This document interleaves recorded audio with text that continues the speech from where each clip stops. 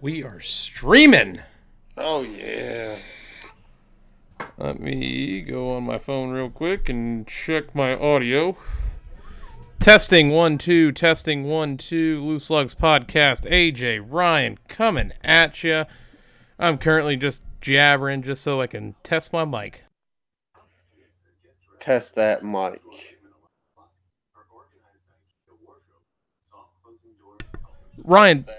Ryan, talk like we're having a conversation. Okay, AJ, so how was the weekend, buddy? Weekend was great, bud. How you doing? Oh, man, you have no idea. There is the special announcement coming from the Loose Lugs podcast here on my end. Once we get started with this shindig. We're Gucci, man. We're Gucci.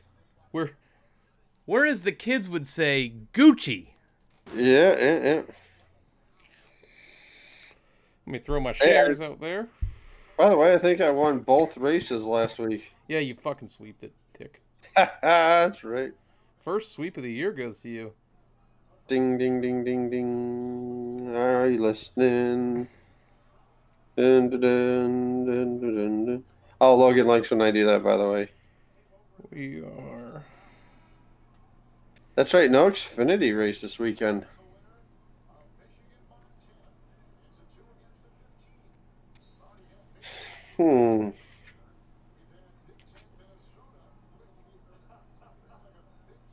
They're at Martinsville.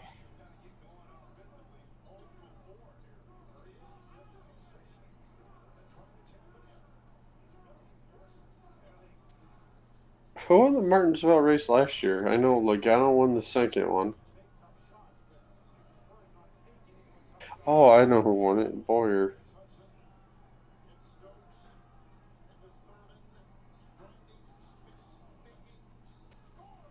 Let me see who your picks were.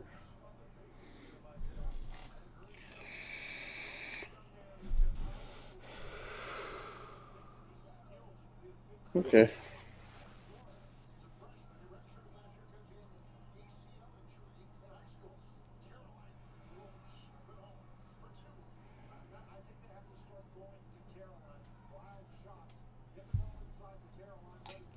Good, Florida's winning.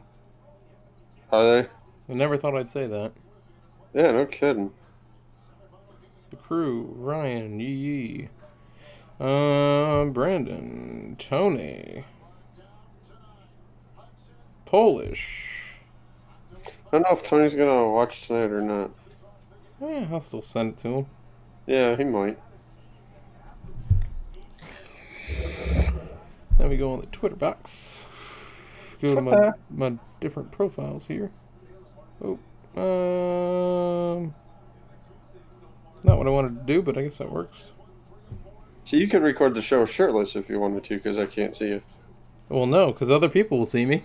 Oh, that's right, yeah. It just doesn't show you my video. Ah, I gotcha. Let's see how it looks up, because I'm getting ready to...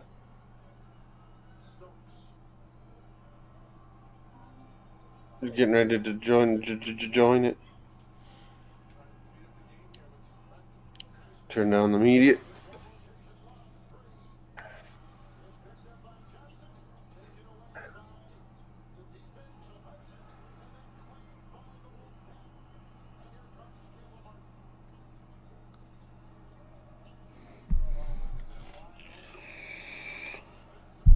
Oh, that's it.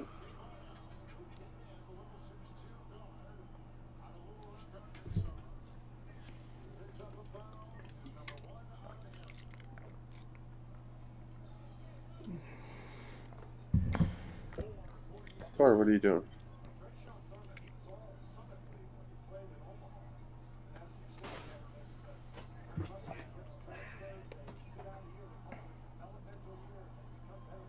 You alright? You showing the baby on the show? Yeah, I could do that for a minute. Here, let me see him. Or is he out cold? What's that? Use it. Well, we'll probably wait till next week. He's passed out right now. That's all good. So we'll do it next week. Maybe next week he'll be big enough to get in his Dale Jr. Sambo. right, let me turn that down. 2 bars should get me through.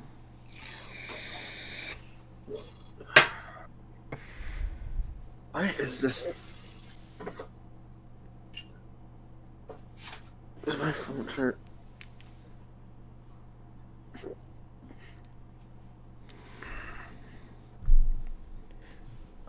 I'm getting a lot of static going on here. Right, or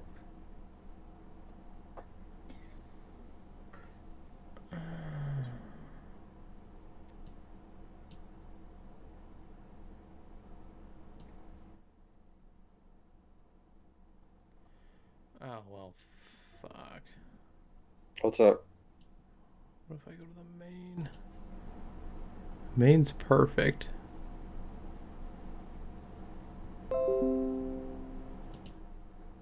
Oh, there's AJ right there. I see him now.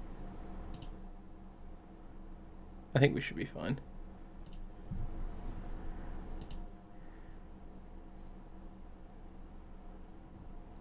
So we had the Xfinity and Cup both. Oh, I know what my rant's about this week. Honey, do you remember what I'm going to rant about? What happened on Friday? And I know we're going to talk in depth with that.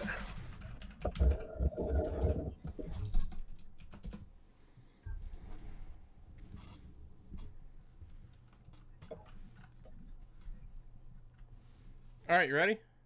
Yeah, let's go. All right, well, it's 7:30. It is. It's that time. Let's Kick the tires and light the fire. let's roll intro. All right. If I bleed tonight, if I am sad tonight, I don't have a job to find.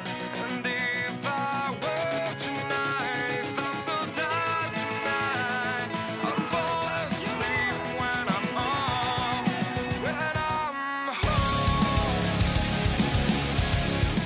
Ladies and gentlemen, welcome to episode 55 of the Loose Lugs podcast. I'm your host, AJ. With me, as always, is our new resident dad of the show, Double R, Ryan. Welcome back. Thank you, AJ. What is going on, everybody? Hope everybody had a wonderful weekend the past week. Well, as AJ mentioned, Tuesday, March 12th at 9:20 a.m., Logan Thomas Rencola was born into this world weighing 9 pounds, 2 ounces, and 21 inches long. Well, damn it, son. I can't believe it, man. Like, if we get to the hospital and, we're relaxing and they're getting her set up and everything, and they get this monitor on her stomach, and the doctors are like, "You're having contractions." And Sarah's like, "Really? It doesn't feel like anything. It just feels like him moving." But sure as hell, she was having contractions. Like I said, about 9:20 a.m., right on the dot, he entered this world. Well, congratulations to you and Sarah both. Thank you. All the best to you, Sarah, and Logan. Yeah, exactly. I know you said you won't be able to show him on the show tonight because he's a little clonked out at the moment. Yeah, he has what they like to call a bottle coma right now. But both him and we all Sarah, get those. Oh yeah. Both him and Sarah are very healthy right now, which is awesome to see, awesome to hear too. It's to the point right now at work where they want Sarah to come back at work. Oh, they're nuts. Yeah, I'm like, yeah. I mean, we're getting really slammed right now with a lot of product coming in, and Sarah's one of the best wired people we have, and maybe the best wired person we have. And so they're like, "We need Sarah back. We need Sarah back." I'm like, "I could be the stay-at-home dad." Yeah, no kidding, man. And our buddy Tony's at the hospital right now. His daughter was born on Monday. Yeah, Monday night. And congratulations to them as well. It's the L&L connection, by the way. Yeah, that's true too. Yeah, see, yeah. Some of y'all know Tony. If you come on the live streams, he's usually chatting. I know I sent him the link this week, but we probably don't see him in here, I don't think, this week. He's a little busy at the moment. How about the new setup? Yeah, I like it. I'm looking at it right now on my phone, even though I can't because I can't see you on the screen I'm on.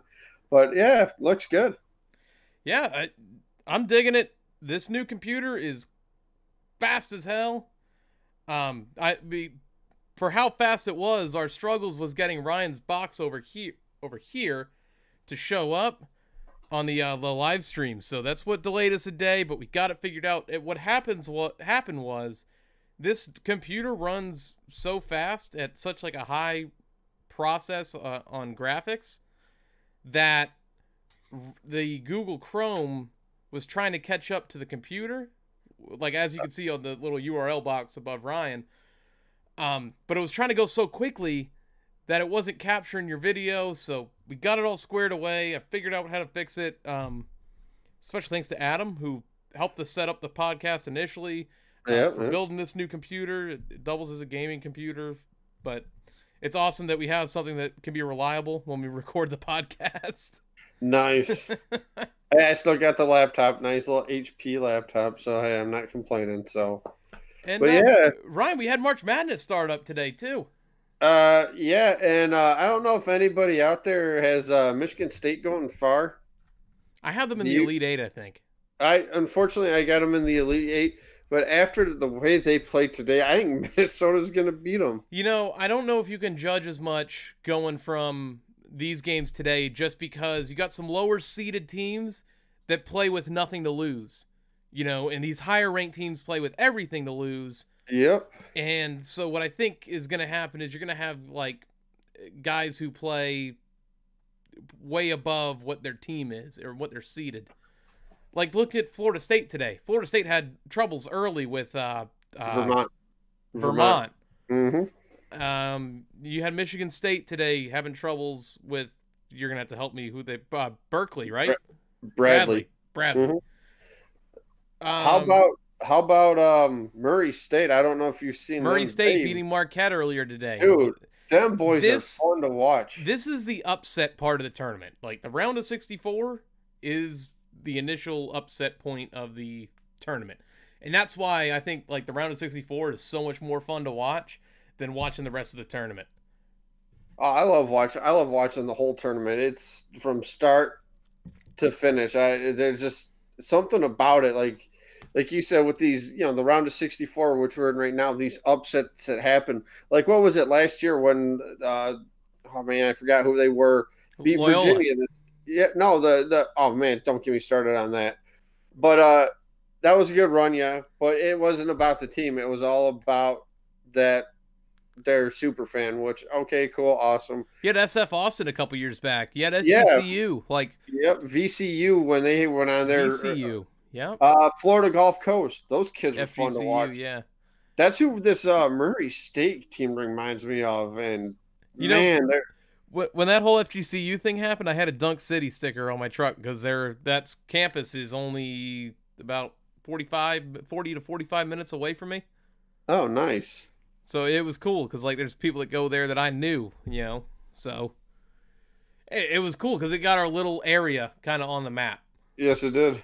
So the tournament's fun to watch. Like right now I'm Yep. watching Florida, Nevada. I have Florida winning this one. I actually have Florida going, I think to the Sweet 16.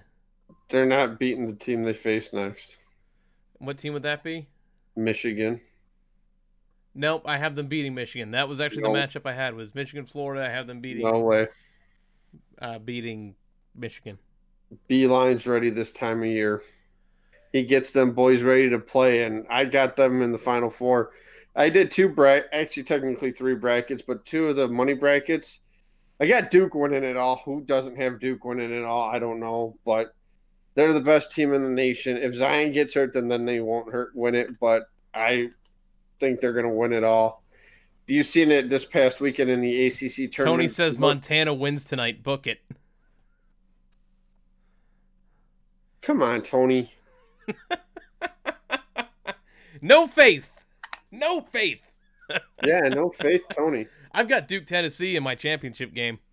One I have Duke, Kentucky, and then in one of the other brackets I did a four-peat Duke, North Carolina.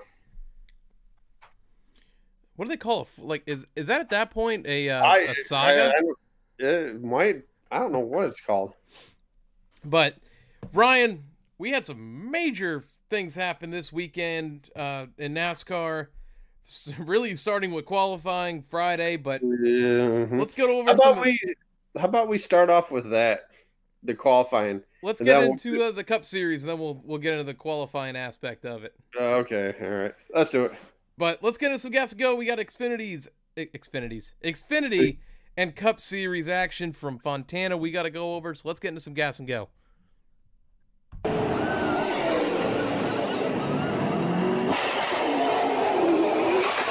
Gas and Go is where we go over the past race weekend. And we had the Xfinity Series from Fontana. Cole Custer wins his first race at 28-19, his third career win. And he really upsets Kyle Busch in his quest for 200 on Saturday. Yeah, that he did. Sarah and I went over to my aunt's. It was my grandma's 92nd birthday, so we had a little birthday get together. Had some corned beef. Was watching it on my Fox Sports Go app, and everybody's like, "Kyle Busch, this Kyle Busch." He had the dominant car. Again, problems on pit road with his Xfinity team cost him this one. But hats off to Cole Custer, capitalized on the situation. You know, and Kyle Busch really dominated this race. I thought 200 was right there. I was casually watching it, and then Kyle Busch has a bad pit stop, and it kind of ruined his day because it put him back to 14th with about 33 to go. But he came surging through the field, and I was like, man, it is amazing the difference in equipment and driving abilities Kyle has over everybody else. As soon as he gets up to second, just doesn't have enough to get up to Cole Custer. Yep. Custer starts pulling away. But I really think that Cole Custer pulled off an upset, to say the least. I think he did too. And it was good to see too. Good to see an Xfinity regular win when Kyle Busch is in the field. I mean, it's good for the sport. It shows that these guys can go out there and compete with the best. Granted, yeah, Kyle made his way all the way up to second place after that, the problem on pit road. And I saw that too. It's like, oh, you got a problem on pit road. I'm like, that might cost him the race, because we had left my aunt's house and I came home, and I'm glad I did, because I started recording the preview, or the boxing that was on Saturday night, their pre-fight on Fox Sports 1. And I'm like, I'm glad I started to record that, because I would have ran out of room to see who won the Xfinity race. But I'm like, I'm glad I did that. But like you said, Busch got there, but Custer just pulled away and got the job done. Advances into the playoffs. Yeah, it's a huge win for Custer, huge win for Stewart-Haas.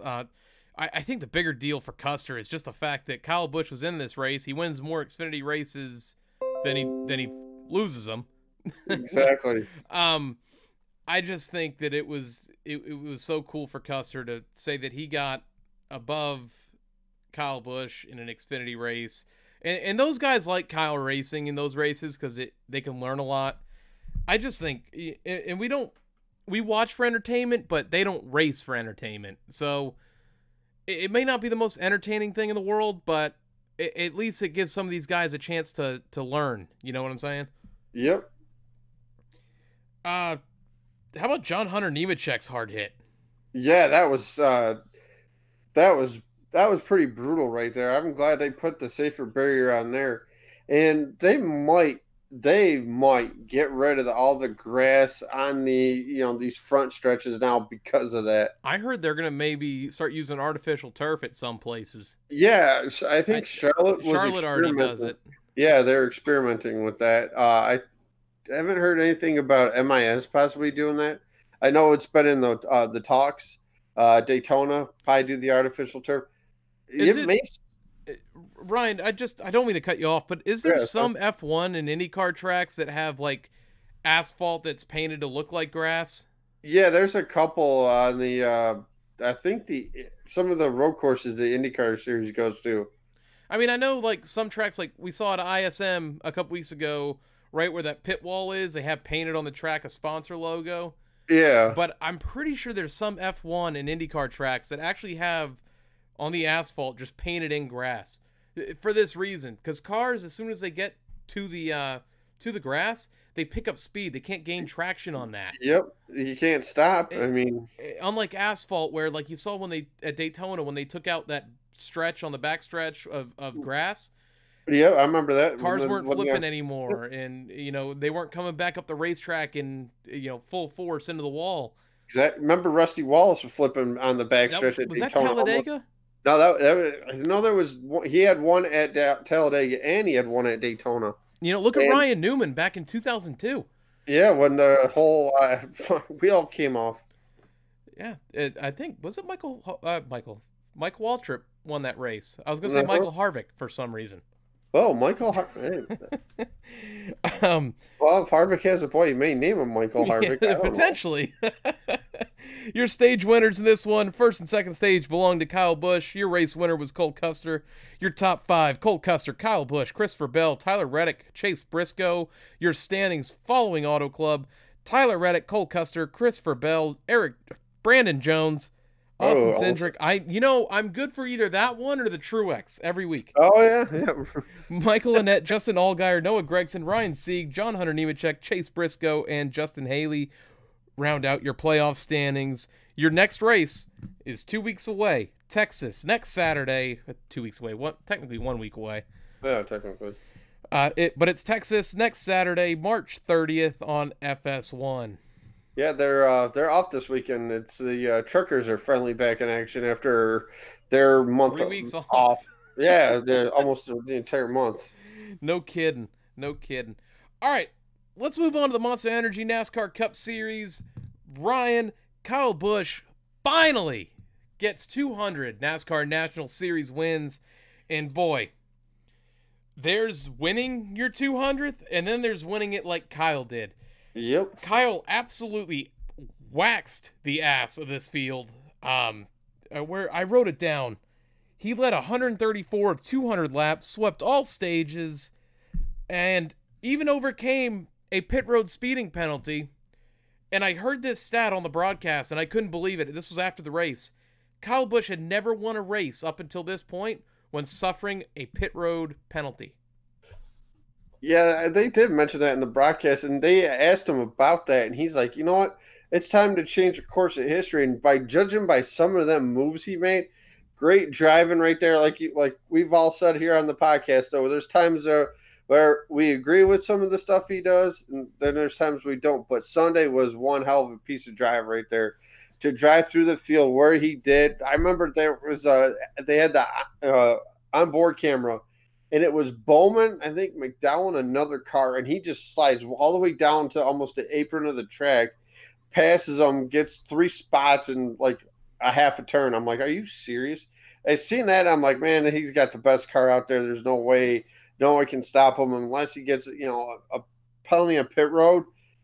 That happened, gets to the front, gets the win, gets 200. I noticed this in the Xfinity race on a restart. Like, if Kyle was back in the pack, he'd dive down, first turn, he's passing like 6 cars on the restart. Yep. And I was like, he's in better equipment. He's a little bit better of a driver than these guys. Well, a lot better than the rest of the drivers that are there. No discredit to them. It's just, we're talking about, at the point, 199 race winner Kyle Busch. And then we go to Sunday, and he's doing the same exact thing against the top of the top competition. So, yeah, a lot of people don't like Kyle. And I was talking about this with the PETM boys on Twitter yesterday. Was it yesterday? It was probably yesterday. And it's just amazing. As I'm hearing something in the background, I don't know what it is. I used to have a hatred for Kyle Busch, and so did they. But I made the comment of, I hated Kyle from Richmond on until Junior retired. And then my hatred deteriorated, and I started appreciating what a driver Kyle Busch is. Yeah, like I said, as a driver and some of the charities him and his wife do, Samantha, some of the stuff they do outside the track is great. Like you said, the driving. I think my biggest issue with him still is the interviews that he gives. Yeah, he can be whiny in his interviews, yeah. I think it's my dog. So okay. Normally my door is shut, so I don't hear any background noise when I'm recording. But today I had the dog out, and I didn't feel like putting her away in her cage, so I think she's over by her food bowl, just flipping the mat over her food because she does that for some reason. I don't know why. Nice. But that's what I'm hearing thump in the background. Yeah, here's a question I have to ask you. Is it the other drivers scared to do the moves that Kyle does, or is it just Kyle wanting it that much more? I think, you can say that he wants it more, but I think everybody wants to win come Sunday as badly as they can. I just think Kyle has this mentality about him and this ability to. It's like Earnhardt. What did he say at restrictor plate tracks, Ryan? He can see the air. Yeah. He knows where to put the car. Well, that, in a sense, is the same thing as Kyle. He knows where to put the car. He knows where it's going to have grip, and he knows how to make the moves to win. He's done it now 200 times. I don't think he listens to a spotter that much, is what you're trying to say. Hey, take it as you want. No discredit to Kyle Busch. I think the people who, on Jeff Gluck's Twitter poll at the end of these races, was it a good race? I think they're voting too much with their hearts and not with their heads, because a lot of people voted this race as a no to was it a good race. Don't think about who won the race. Think about the quality that was around it. Mm-hmm. I mean, yeah, there's some the restarts. How again with this rules package, the restarts were awesome. Oh yeah, the restarts were amazing. Fontana slipped a little bit for what my thoughts were so far in the rules package. I noticed a difference, but it wasn't doing what I think it was meant to do. Yeah, and exactly. Maybe I was expecting a little too much. We're gonna get into the qualifying here in a second. Yeah, I had talked to my dad on it was late Sunday night, and he was telling me, he's like, hey, I thought this package was to keep the cars together, and I thought that too. But there was times like where the leader had like 4 seconds on the guys, and I'm like, I thought the rules package was to keep them closer. I know it's not going to make a difference this weekend at Martinsville. No. But look how quickly, when Kyle had that pit road speeding penalty, look how quickly he got through the field and used the draft to his advantage. So, in a sense, it's still doing its job.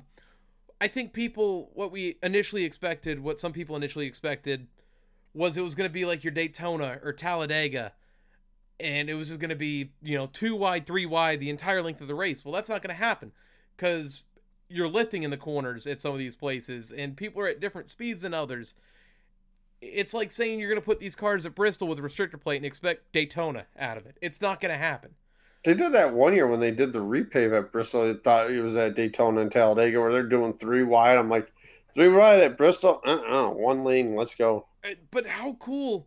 We have battles for different spots in the field. They're 5 wide. You couldn't do that with the old package because you wouldn't be able to get 5 cars that close together unless it was a restart. You know what I'm saying? Exactly. And credit, it's only 2 laps or 3 laps after the green flag drops, but still, it was awesome to see. I thought the 5 wide salute before the race was awesome. Like their own little spin on a short track, 3 wide salute.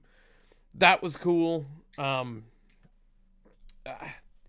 then the people that compare this to Richard Petty, I know we did this last week, and I said then, you can't really compare the two. Yeah, you can make an argument, but you can't compare the two because you're arguing about 2 different time periods. You're arguing about different styles of racing before we've had this transformation of what we have now.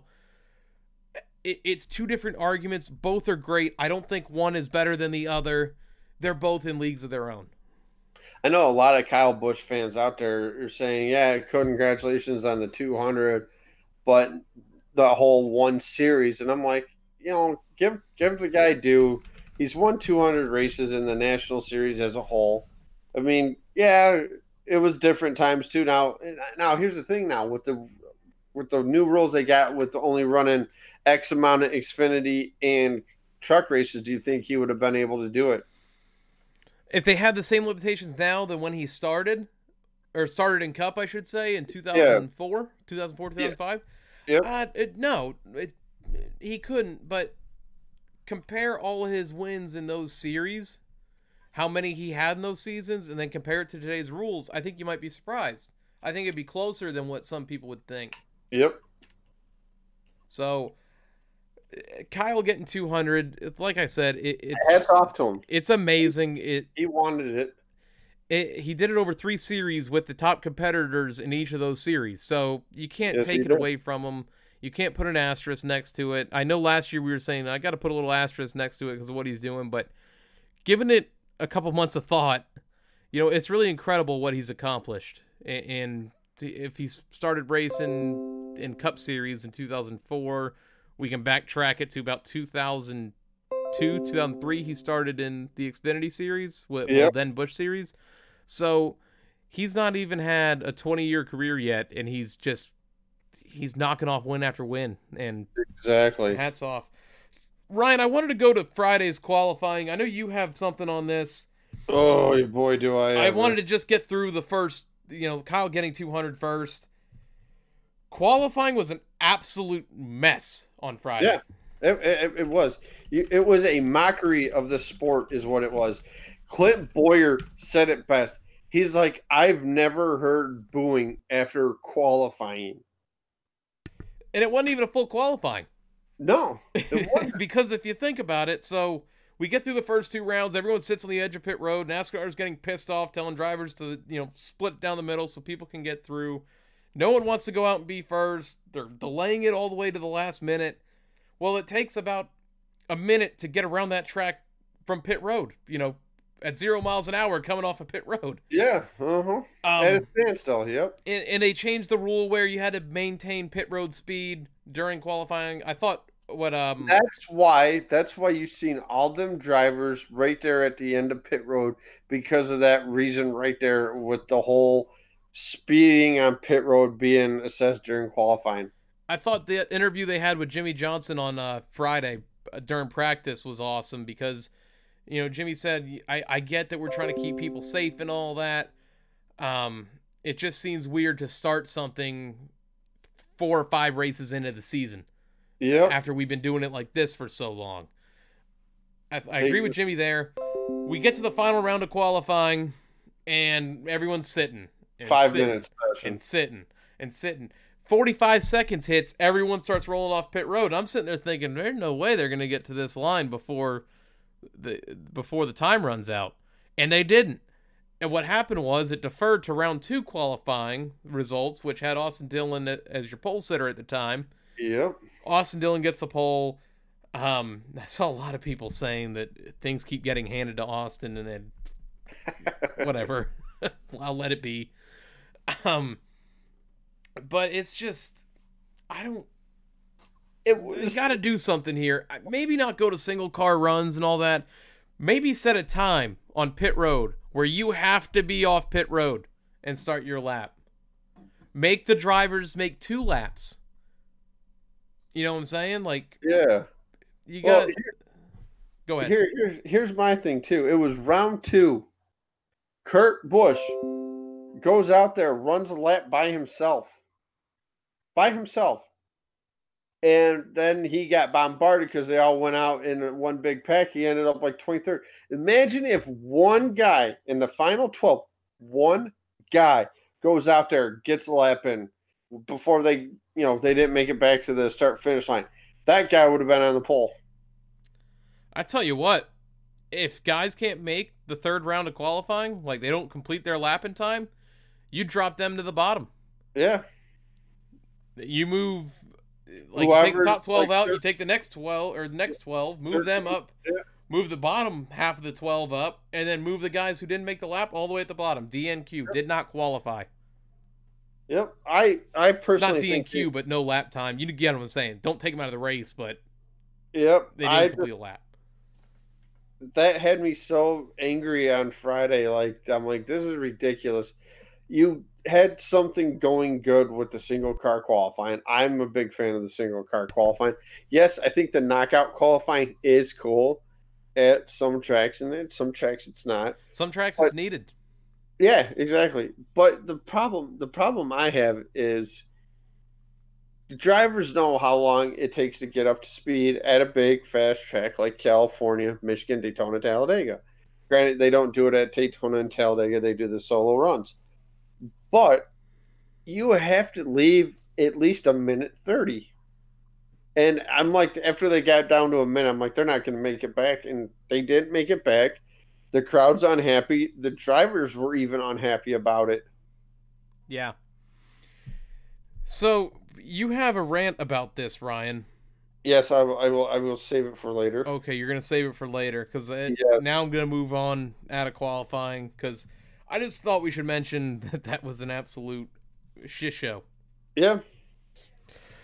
How about, speaking of shit show, the guy who created that saying, shit show, not the actual shit show, but shit show, was Brett Griffin. I first heard it on the Door Bumper Clear podcast, but it's ironic that I'm leading into this with it.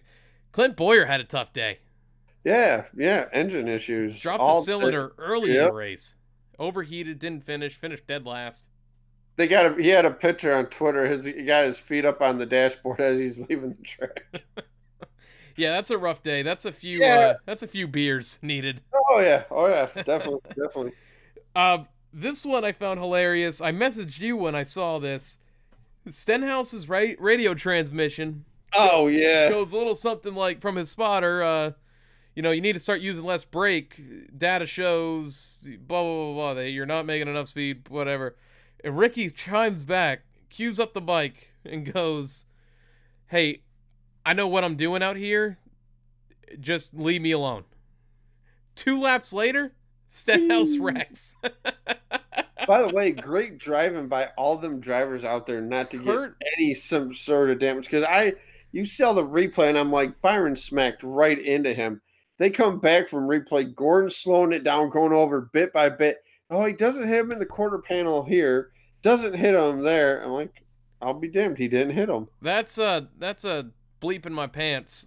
Yeah, to say the least. Oh yeah. Kurt Busch avoiding that wreck was awesome. I don't know when this was asked, but someone had asked Kurt Busch about Ricky Stenhouse, or not about Ricky Stenhouse, but what's the key to avoiding wrecks the way you do? And he goes, stay away or avoid the 17. Yeah, exactly. And it leads me to a thought. With Kurt Busch saying that, is the 17 starting to piss off a lot of drivers in the garage area? It's all different guys. I think he is. And then when a driver talks about Ricky on social media, he's the first one to chime back with something. And it's like, you're kind of being a little agitator. And unlike, football, baseball, hockey, it doesn't work like that in racing. No, it does not. Because you'll get dumped every time if you start making enemies. We had tire issues, more tire issues. This is something that is starting to become a theme here with the new rules package, it seems. You go to Las Vegas, they had tire troubles there. Phoenix, they had tire troubles there.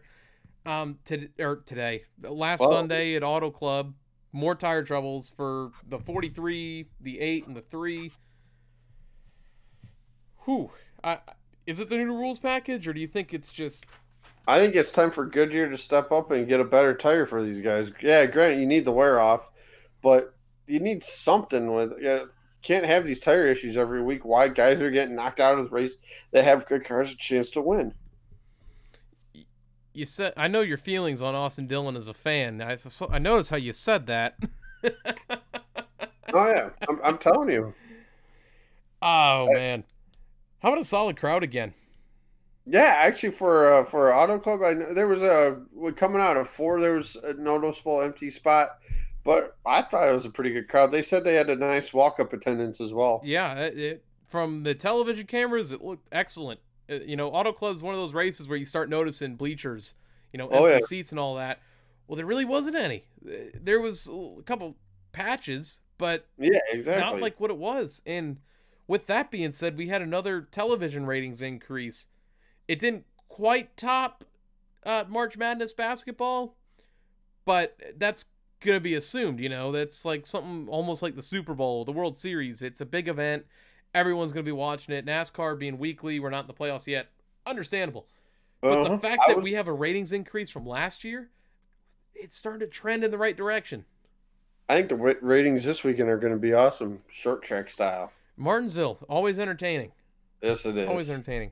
And it's the first race too on FS1, if I'm not mistaken.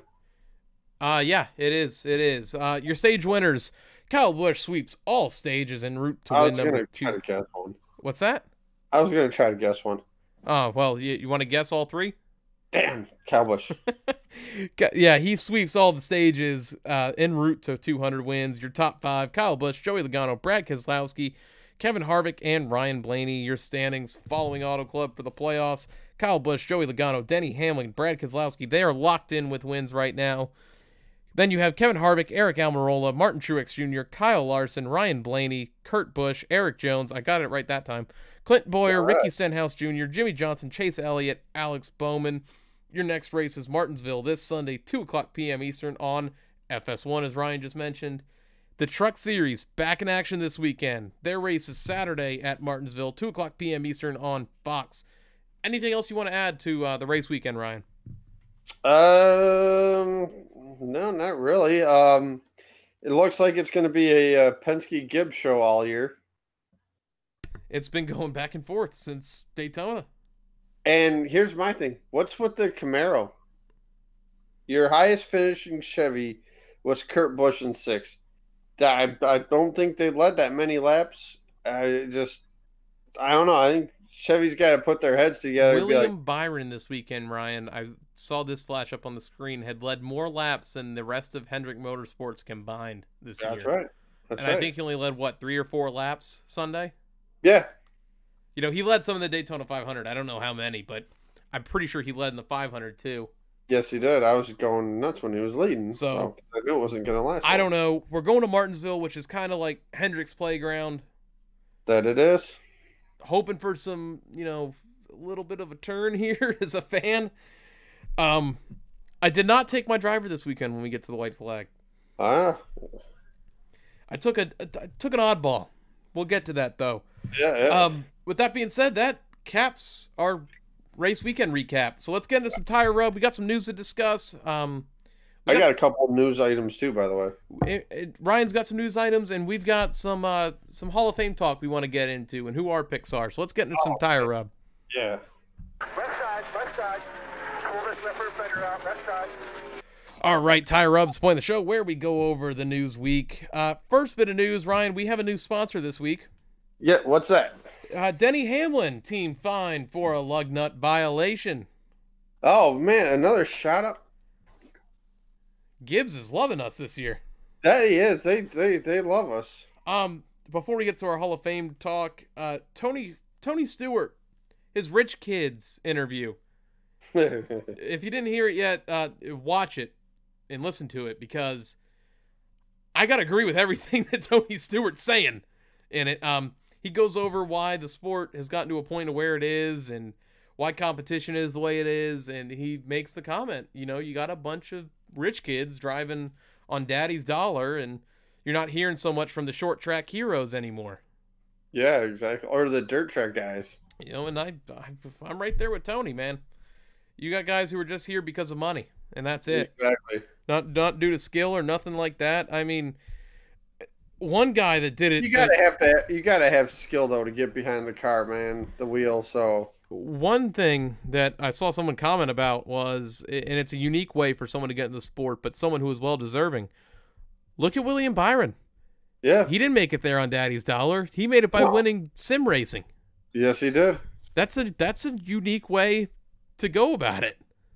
That guy deserves to be there. Yes, he does. But that's all I got for that. We got some Hall of Fame talk, but Ryan, what is your news articles this week? I'm just on the NASCAR and NBC's page right now. AJ Allmendinger is going to be back in the Xfinity Series for Colleague Racing. That was announced when after I did the show sheet. Oh, did it? All right, yeah. Well, I was, at work going, I was like, damn it. On break looking at it, and I found that. And then, obviously, everybody knows that the IndyCar Series, Indy 500, is going to be on NBC for the first time. They have hired one Danica Patrick to be part of the broadcast. That's fine. That is fine with me. I'm, as that most of you know, I'm a huge Danica supporter. Sarcasm, but she's back home. She's back where she belongs with the Indy cars. So I'm happy for her. Hopefully, maybe she finds a career out of it. As long as they don't show Rogers on the screen, I'll be all right. He's gonna be behind the camera. Oh, you know he's going to be. Oh man. What else you got? Anything else? No, that's it. There was a one crew member. I don't know what team it was, but something. Oh yeah, Bubba Wallace hit him in the garage area, and there was a Twitter exchange on that one between the two. Yeah. I know what you're talking about. Yes. Yeah, crew member got a leave of our the leave, so because of a wellness policy or something like that, or Oh, that one too. Oh, there was a different thing that happened this weekend where Bubba clipped the leg of a guy in the garage area. Oops. Yeah, I know what you were talking about now. Someone did get suspended indefinitely for the wellness policy. I forget who it was, but I know what you're talking about. Yeah, I don't know what team it is. Yeah, I need to, when I see this stuff, I need to write it down. So. All right. Hall of Fame talk. So Yeah. we got six, 246. Yep. We have 6 new nominees for the class of 2020 election. They are, and I know I'm going to butcher one of these names. Ryan, just let me know if I'm wrong on it. We have Sam Ard, Neil Bonnet, Jim Pascal, Tony Stewart, Red Vogue, and Marvin Panch or Panch. Panch, I do believe. I initially thought it was Panch, and I changed it up for some reason. Uh-huh. Your nominees for 2020 are those 6 drivers: Buddy Baker, Red Farmer, Ray Fox, Harry Gant, Joe Gibbs, John Holman, Harry Hyde, Bobby Labonte, Herschel McGriff, Ralph Moody, Larry Phillips, Ricky Rudd, Mike Stefanik? Yes, yeah, Mike Stefanik, yep. And Waddle Wilson. So I asked Ryan earlier today to give me his 5, because only 5 can be inducted this coming year.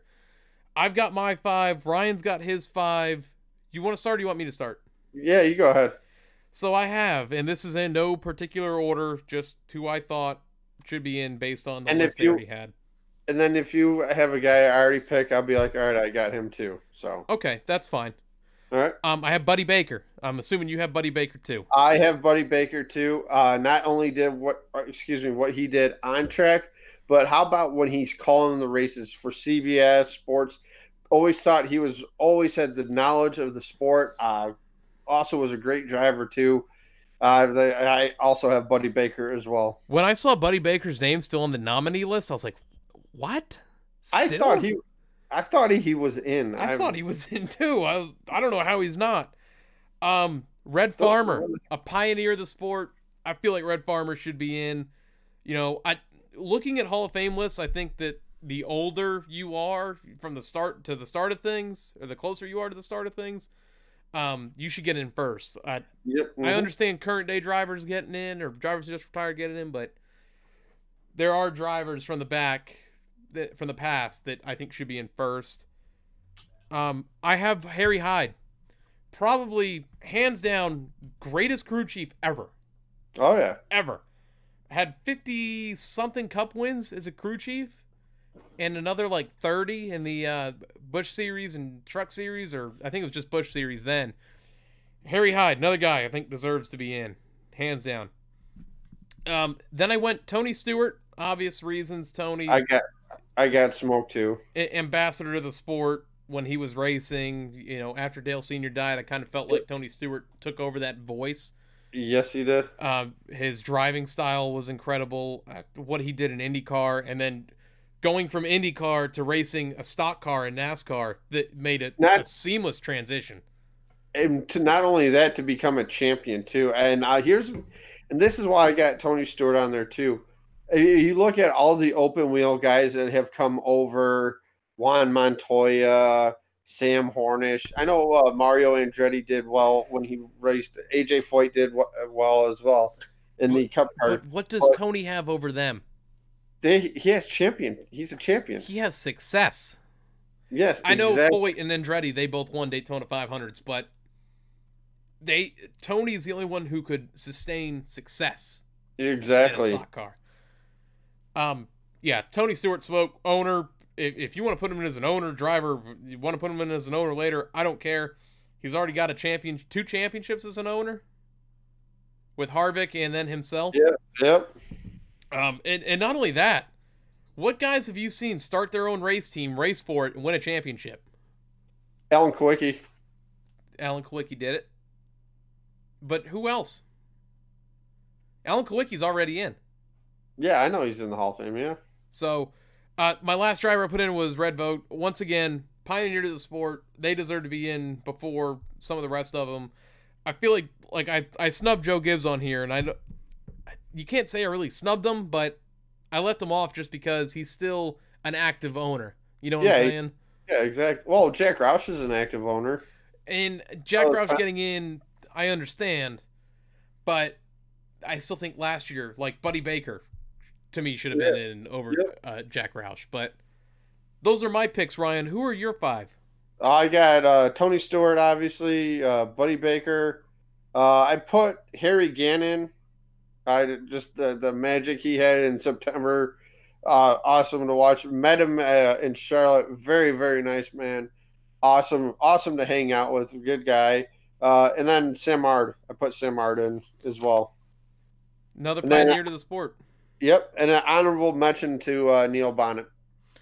I put an honorable mention to Neil Bonnet as well. But, and you were alive for Neil Bonnet's racing career. I wasn't. I remember when he passed away at Daytona, too, that practice crash. The reason why I left Neil Bonnet on was I just had questions.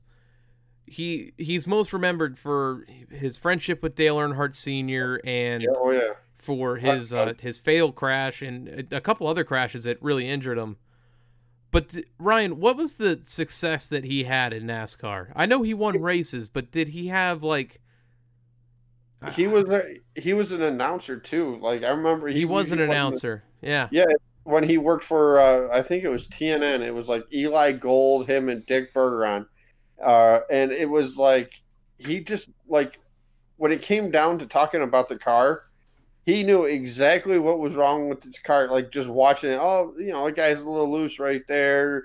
It's like he just knew what he was talking about. And he didn't act like it though. Like, oh, I'm a know-it-all. I'm a know-it-all. He just everything, like the knowledge of the sport is what it was. Plus, he was a great driver too. I mean, he won a couple Coca-Cola 600s, and just a great guy. I thought so.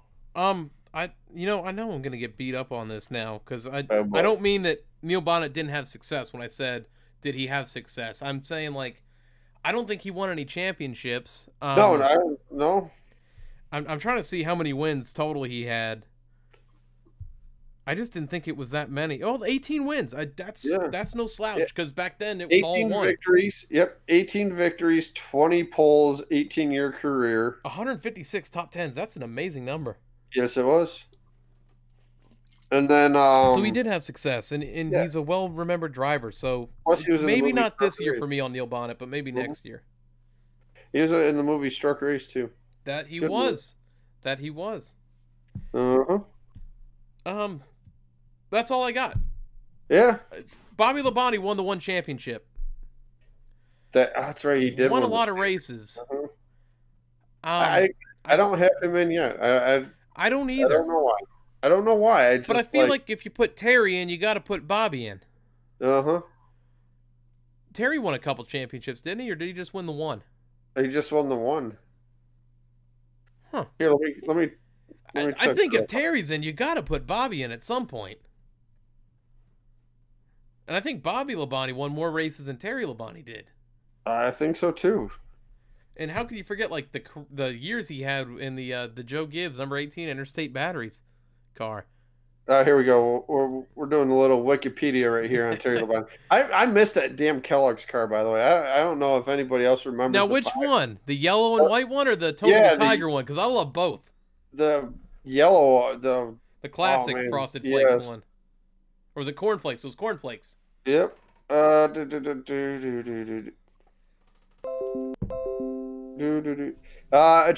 1984, 1996. Winston Cup champion, an IROC champion in 89, 93. He won the Southern 500 in 1980, 2003. He won the Winston in 88 and 99. Trying to get some more information. Are you looking at Bobby Labonte or Terry? No, I'm looking at this Terry. So because I remember when he went to Hendrick Motorsports. Bobby Labonte should be in. 21 wins, 203 top 10s, 26 poles. I just don't think this year. I think the problem is that we're at the beginning of the Hall of Fame, so there's a lot of guys that should be in. Like we look at that, they should be in, but it's just hard. It's hard to narrow it down to 5. Exactly, and that's the thing. Maybe I don't know. Maybe they'll do more 1 year. He owned a Chevrolet dealership too. I don't think we should have to vote on who should we should vote on who should be in, but I think you got to put some guys in automatic. They're automatically in.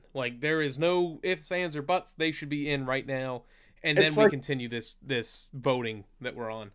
It's like when they first announced they were doing the Hall of Fame. Terry Labonte, 22 wins, by the way. Yep, it should have been Senior, Petty, Allison's, Yarbrough, and Allison's. Yeah, oh yeah. I don't know if you mentioned Allison's. I did. Yep. Did you? Yes. And Labonte's. yeah, there you go, Labonte's. All right, that's all I got for Tire Rub. Yep, same here. Let's get into some social media, Ryan. All right. Social media update. We are at 1,084 downloads on Podbean, iTunes, and Stitcher. 275 followers on Twitter. 71 likes on Facebook. 25 subscribers on YouTube. New follower shoutouts this week. We have Zach Boychuk, NHL hockey player for the Carolina Hurricanes, at Zach Boychuk. I don't know if when I first saw this, I messaged you and I'm like, I don't know if this is someone who runs his account, follows keywords that happen, or if he actually listens to the show. Either way, that's pretty awesome. Yes, it is. Yeah, because we're both big hockey fans, and I was a fan of the Bruins, who his brother played for. Oh yeah, you and the Bruins, Hey, the Carolina Hurricanes right now are one of the. I love the post-game celebrations. Yeah, I do too. The bowling one was pretty good. Baseball was really good. Don Cherry's not a big fan of it though. Well, Don Cherry is the definition of old-time hockey. That he is. He's the definition. We have Black Flagged at Black Flag Pod and Burnout Avenue at Burnout Avenue. Both podcasts. Go give them a look. Go give them a listen to, and go give them a follow. And I might butcher your name here, Debbie, but I apologize in advance. Debbie Friedhart Fried Haber. I just say what I think when I say it, when I read it. That's what I go with. So at Fried Aber 62. I can't even read my own writing. I butchered that all to hell. Podcast shout outs this week. We have the Lap Traffic Podcast, the PTM Racing Podcast, the My Opinion Therefore Fact Podcast, the All Turns No Breaks Podcast, the Side Draft Podcast, the Masscast, the 3 Wide Podcast, and the Final Lap Weekly. Places you can find us on iTunes, Podbean, Stitcher, and YouTube by searching in the Loose Lugs Podcast. Make sure you hit the subscribe button, hit the follow button. Make sure you turn that notification bell on so you can hear it ding. Ryan? Ding. This way you get notified every time we upload new content. On Twitter, we are at Lugs Podcast. You can tweet us about the show using the hashtag LugsPod. And don't forget, at 300 followers, we're doing a giveaway. On Facebook, we are in your search bar, The Loose Lugs Podcast. Our personal Twitter handles, myself, is at Grey Goose F150, and Ryan? Rencola88, Renkola, and the number 88. Word, homie. That's right. Let's get into one of my favorite parts of this show. Probably right up there, as my favorite part of the show. It is time. Your water break? What? Your water break during the Ryan's Rant. Oh, I was thinking back to when, last week with you, I was like, wait, what? There's another one? It is time for Ryan's Rant. Ryan, take it away. All right, guys. Like I said, I can't Awesome to believe I'm a dad. Awesome feeling. Hope everybody had enjoyed watching the race on Sunday, because if you watch qualifying on Friday, I don't know many people that wanted to watch the race after it because of the debauchery that it was. Let's get in our cars. Let's start our cars. Let's go down to the end of pit road, block everybody off, and turn the car off and leave at 40 seconds from a standstill. Are you serious? It's a 2-mile track. I'm trying to keep the voice down too, so I don't like the little one. No, I understand. But but it's a 2-mile track. It takes a time to get up to speed to get back around to the start finish line. NASCAR needs to step in right now and do something about this qualifying system. Yes, I know they don't want to go back to single car runs. I'm upset about that they don't want to do it. But Jeff Gordon said it best. If you don't want to leave pit road, stay in your pit box until you want to go out there and run a lap. I think this qualifying thing is getting out of hand, where they're more worried about qualifying now than it seems the actual race. Let's try to outsmart them in qualifying. Let's try to outsmart them here. You're supposed to outsmart them in the race. Like Cole Pern did, I think it was at, the Infineon last year, when he thought they were coming in and Harvick came into pit road early and Truex blew them all out of the water because he waited a couple laps for his pit stop. I get doing the outsmarting during the race, but not for qualifying. It's qualifying. That's why I said, Ryan, I think if you put in like a 2-lap minimum that cars have to run, this way no one has to be scared of being the lead car. You can let the guys behind you get their runs in, then you can kind of drop down a little bit, let other guys pass by you, then try to move your way right back up into the draft.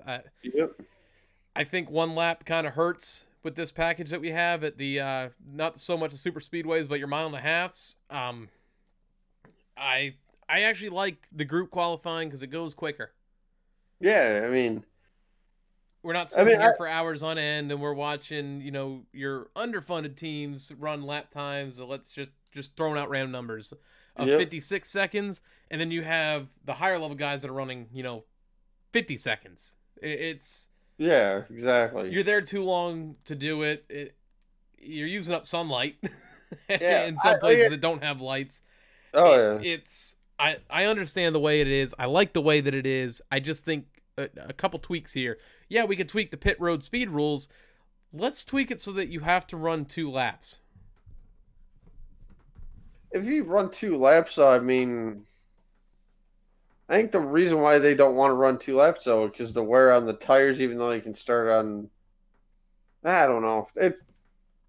It's just a cluster right now. They have to do something to fix that, because they're going to get, even Steve O'Donnell said it after the qualifying, obviously changes need to be made. A lot of people, a lot of the higher ups even said it. It's like they're like, I never thought that would happen. Like, they were like in shock and all that they got booed out of that track. That's why, like, if I was camping out there and I'm, as most of you guys know, if you camp out at the racetrack, it's a little penny out there, but you guys, most tracks qualifying $15-20 maybe, depending on the track. Depending on, you might get a Friday afternoon race, but you're paying that hard-earned money to sit them on pit road for 4.5 minutes and try to get back to the start-finish line to make a lap in 30 seconds. No, it's not happening. Agreed. And I feel sorry for anybody that was in attendance for qualifying. Imagine this. Maybe the day Logan grows up, I'm going to take him out to MIS for qualifying. The Friday practice, get him acclimated with the sound and all that. Oh, we're here qualifying, and they're just sitting on pit road, and they're still sitting on pit road. They're going with. They're still on pit road. Yep. I think a couple cars have fired up. There they go. And from a stand. They ain't gonna make it back. Imagine being that guy, that's, hype this up. It's cool. You're going to see the cars all in a pack like a race, and nope, not now. It's just irritating, man. To look at all this and just, it's a cluster right now. It really is, and I just there's a couple tweaks. That's all I'm asking. Just give me a couple tweaks, and we can fix this for the better. I like Jeff Gordon's idea. Yeah, you can't. In order for you to leave the pit box, you have to be on that racetrack. You can't stop at the end of pit road. You have to leave your pit once you leave your pit stop where you're at. Get out there and get your lap in. I'm okay with that. I'm okay. I'm good with it. Mm-hmm. I think that's the one, like, because even the announcers are like, they're not getting back to the start finish line in time. Well, they were right. Yeah. that was one situation where Daryl hit it right on the head. DW. Speaking of Daryl, oh yeah, here's another thing. Another rant. Here we go. Oh yeah, oh man. DW, we respect all that you've done in this sport, all the wins, championships, the Daytona 500 wins. Some of the commentary is good, and then there's Sunday. Austin Dillon down the backstretch. I think it was the backstretch or at the front stretch. Oh, I think he's blowing up. Come back around. Oh, it sounds like he's still under power. Gets to pit road. Oh, he just had a flat tire. You messaged me about that. You weren't too happy with that. I was not happy with it until that car, when it's coming down pit road, makes that left-hand turn behind the pit wall. I get you want to assume it. I get you want to try to get the information out to us folks that are watching and get to the best knowledge that you can. But until that, like I said, until that car makes a left turn into behind the pit wall, it's. No, I get it. It was frustrating as a fan to watch it, and they did the pit stop. They go out there, and I told Sarah, I'm like, man, Austin Dillon's running good for a blown engine. You messaged me that, and I was laughing in my seat. Yep. But is that it? Is that all you got for a rant this week? That's it. I mean, basically the point is, like I said, wait until you get the report you got, because they got the scanners in the damn booth with them. Mm-hmm. Wait, it's like, oh, like they knew Clint Boyer lost the cylinder because Boyer came over the radio and said, guys, I lost the cylinder. Wait till you get that. Oh, yeah. Ryan, we need to get you into some white flag, give you some sort of good news. I already got good news. Let's get to the white flag. We got some predicting to do. Yes, we do. Tight, keep working the mirrors. In line with you, coming to the white. Only two. White flag, it's the point of the show where we go over our predictions for the race weekend coming up in Martinsville. Last week, Ryan swept Fontana with Tyler Reddick and Ryan Blaney. Yeah. Hats off. Yeah. Hats off. The That's first right. sweep under the new rule system. Congratulations. Thank you. Glad to do it. You now take the lead for the season, 7-6. Oh, wow. Look out. So, Ryan, without further ado, this week you go first. So, what do Man. you got? Guys, we're going to be beating and banging short track action. Awesome to see short track racing back this year. For the trucks, I'm going to go with a veteran driver. I am going to go with Matt Crafton to get the job done, to get in the victory lane, at least beat AJ's driver. At least we'll be all right. My driver is Myatt Snyder. It's a good pick. I like that pick a lot. You know, I was going through the entry list and it's like, you know what? I don't think I've used Myatt yet. Yeah. This might be a good weekend to use him. So I'm doing with Myatt Snyder. Yep. On the cup side, Ryan, who are you going with? All right, I'm going to go with my dark horse first because I'm at a coin flip right now between who I'm going to pick.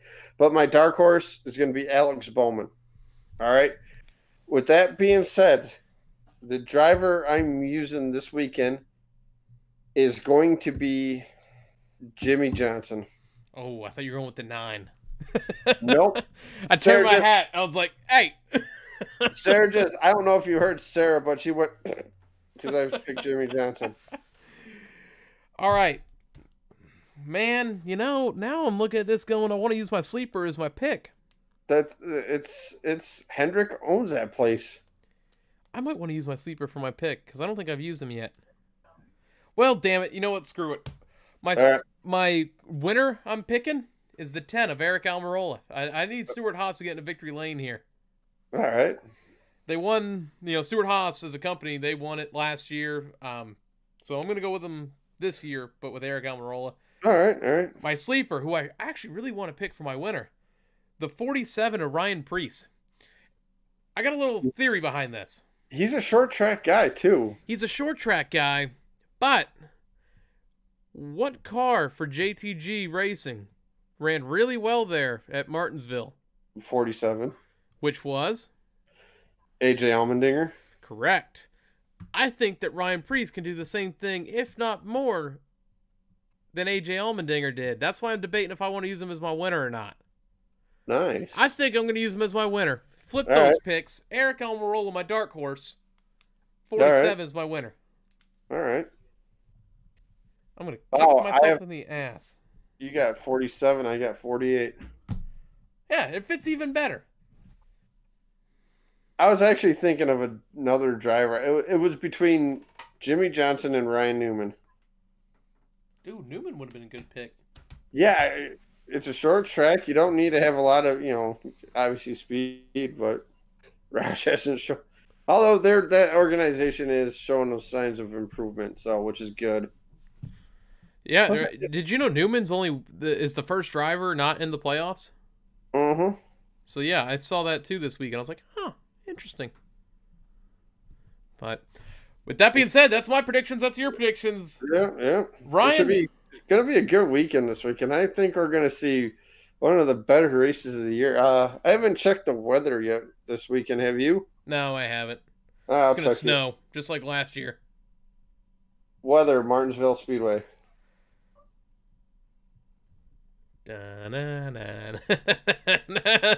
Weather, Martinsville Speedway.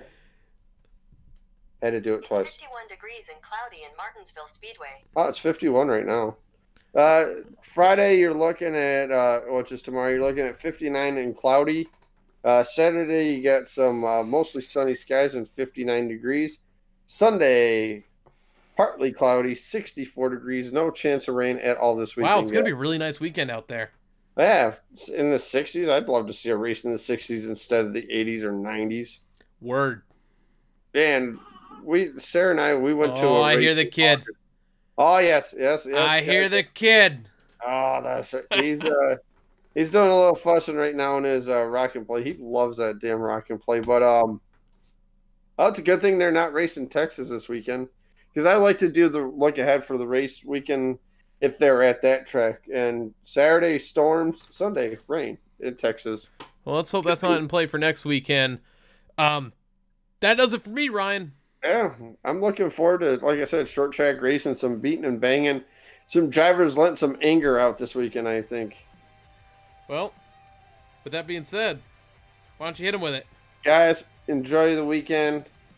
One more work day to get through. Guys, been an awesome show tonight. We will see you at the track. Special thanks to everyone who tuned in tonight here on the live stream, in the chat. Those are Tony, Brandon, and Adam. Thank you all for joining us in the chat here. Thank you all for tuning in, even if you didn't chat in it. Thank you if you downloaded this and are listening to this on Podbean, iTunes, or Stitcher. We appreciate every one of you. Have fun at Martinsville. First first real short track, quote unquote, of the season. Should be a fun one. Let's get it. And hopefully, guys, next weekend we will have the debut of Logan with his Dale Earnhardt Jr. onesie on. There we go. Atta boy. Teach him right. Yep, start him young, teach him right. Well, that does it for us. We'll catch you next week. See you guys.